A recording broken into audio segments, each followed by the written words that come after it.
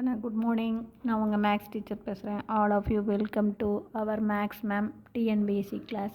இன்றைக்கி நம்ம ஸ்டாட்டிஸ்டிக்ஸில் மோடு பார்க்க போகிறோம். பாருக்கண்ண ஃபஸ்ட்டு கணக்கு find the mode of the following data. நிறைய நம்பர் கொடுத்துருக்காங்க, இதுக்கு மோடு கண்டுபிடிக்கணும். இது ரொம்ப ரொம்ப ரொம்ப சிம்பிள், ஈஸியாக நீ ஒரு மார்க் வாங்கிடலாம். கணக்கு கொடுத்துருக்கிற டேட்டாவில் பாரு. 3 5 11 3 2 6 5 3 1 4 3 2 7. இதில் எந்த நம்பர் அதிக தரம் ரிப்பீட் ஆகுதுன்னு பாரு. இங்கே பாரு, 3 வந்து 4 டைம்ஸ் வந்திருக்கு. 1 2 3 4. அதே 5 வந்து 2 டைம்ஸ் தான் வந்திருக்கு. அதே 2 வந்து 2 டைம்ஸ் வந்திருக்கு. அப்போ அதிகமாக ரிப்பீட் ஆகிறது 3. அப்போ மோடு வந்து 3.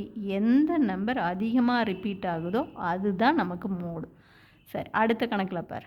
7 1 3 7 4 1 2 7 1 5 6.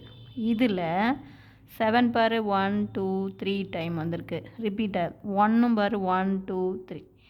அப்போ ஈக்குவலாக ரிப்பீட் ஆகிருக்கு. 7ம் 3 டைம் வந்திருக்கு, 1ம் 3 டைம் வந்திருக்கு. அப்போ மோடு 7, 1. 1ம் மோடு தான், 7ம் மோடு தான். நீ 1 மட்டும் எழுதியிருக்கக்கூடாது. இந்த கணக்கில் அதிக தரம் வந்திருக்கு. இது மட்டும் 3 மட்டும்தான் அதிக தரம் வந்திருக்கு, மீதியெல்லாம் குறைஞ்ச தரம் தான், 2 தரம் தான் வந்திருக்கு. ஆனால் இதில் ஈக்குவலாக 1ம் 3 தரம் ரிப்பீட் ஆகிருக்கு, 7ம் 3 தரம் ரிப்பீட் ஆகிருக்கு. அப்போ 2 நம்பரையும் தான் நீ சொல்லணும். மோடில் 7, 1 அல்லது 1, 7. சரி, அடுத்த கணக்கு பாருங்கள். 1 5 6 7 9 10 11. இதில் எந்த நம்பருமே ரிப்பீட் ஆகவே இல்லை, ஒவ்வொரு தரம் தான் வந்திருக்கு. அப்போ என்னென்னு சொல்லணும்? No mode. புரிஞ்சுக்குதா? 3 மாடல் சொல்லியிருக்கேன். அதிக ரிப்பீட் ஆகிறது தான் mode. 2 number same time repeat ஆகிருக்குன்னா அது 2 நம்பரையும் சொல்லணும். அப்புறம் ஒரே ஒரு தரம் தான் ரிப்பீட் ஆகிருக்கு அப்படின்னா மோடே இல்லை, எந்த நம்பருமே ரிப்பீட் ஆகவே இல்லை அப்படின்னா நோ மோடு. இதே உனக்கு இந்த மாதிரி கொடுக்குறாங்க டேபிள் காலத்தில் சைஸு ஃப்ரீக்வன்சி. அப்போ 4 5 6 9.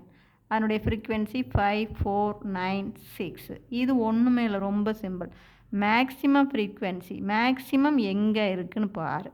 புரியுதா? இது ஃப்ரீக்வன்சினால ஃப்ரீக்வன்சி சொல்கிறேன். வேறு எதாவது ஸ்டூடெண்ட், நம்பர் ஆஃப் ஸ்டூடெண்ட் அப்படின்னா மேக்ஸிமம் ஸ்டூடெண்ட் அப்படின்னு பார்த்துக்கலாம். அப்போ இது தானே பெருசு, அதுக்கு கரஸ்பாண்டிங்காக என்ன சைஸ் வருதுன்னு பாரு.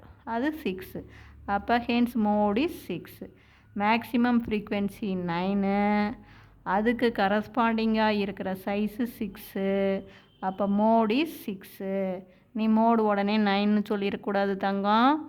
இது நீ கண்டிப்பாக தப்பு பண்ணிடுவேன். உடனே அங்கே ஆன்சர் 4 ஆன்சரில் அவன் 6ம் கொடுத்துருப்பான், 9ம் கொடுத்துருப்பான். புரியுதா?